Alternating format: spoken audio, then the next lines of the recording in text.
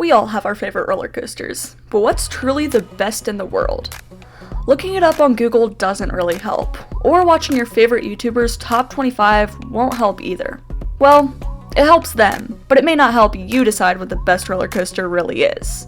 However, if you watch enough of these videos, you may be able to find some common number ones.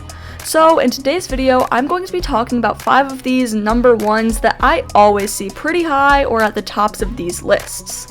Then at the end, I will be sharing my opinion on which one looks to be the best out there. So without further ado, let's get into it. Our first coaster is one that's actually at my home park. It's Steel Vengeance at Cedar Point.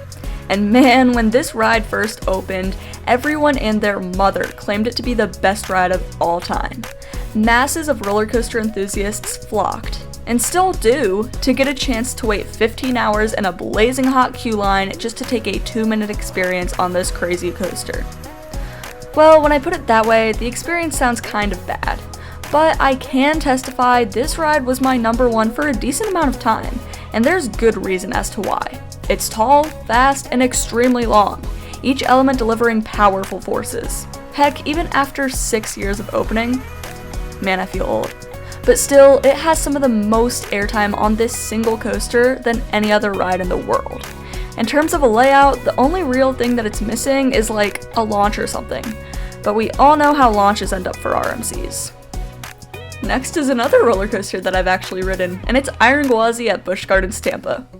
Now, if you've been here on my channel for even a little bit of time, you probably know that this is my current number one roller coaster. I mean, even though it's 1 foot taller than Steel Vengeance, everything about this ride is just so much better. Is it shorter in terms of duration? Yes, but every single element on this ride hits. And honestly, I would trade any ride at Cedar Point just to get Iron Gwazi there, even if that means trading Steel Vengeance. This ride has some of the most powerful airtime moments out there, and night rides are absolutely lethal. In a good way, that is. Okay, from this point on, these are all roller coasters that I haven't ridden, but would absolutely love to someday. First off, we have Ride to Happiness at Plopsaland de Pan in Belgium. Ride to Happiness looks to be nothing short of incredible. You have launches, theming, rotating seats, out of this world airtime and inversions, and so much more. This is the same ride type as Time Traveler at Silver Dollar City, which looks to be insane in of itself. But Ride to Happiness looks to amplify the intensity up 15 notches. Heck, this spinning coaster has a flying snake dive. What more can I say?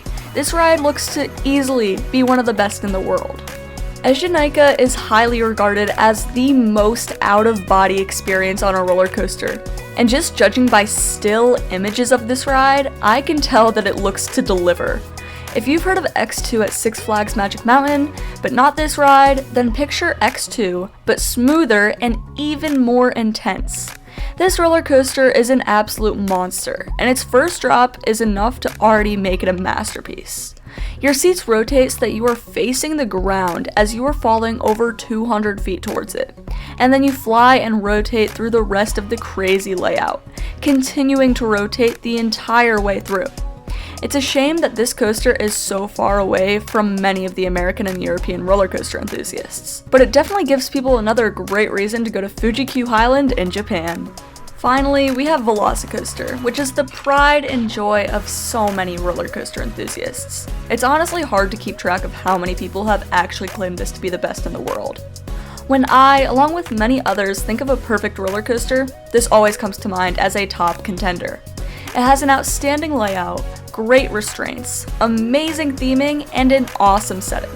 What's not to like about this roller coaster? Honestly, I can't say anything about this roller coaster that hasn't already been stated.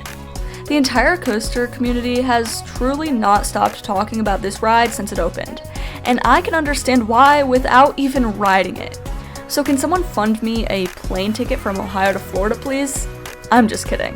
But this coaster, along with the previous 4 rides that I talked about, are extremely high on my bucket list. So, out of these 5 roller coasters, which one is truly the best in the world? Well, that's up for major debate. However, considering how much of a full package ride we want to talk about, I'm going to say that it comes down to either Velocicoaster or Ride to Happiness.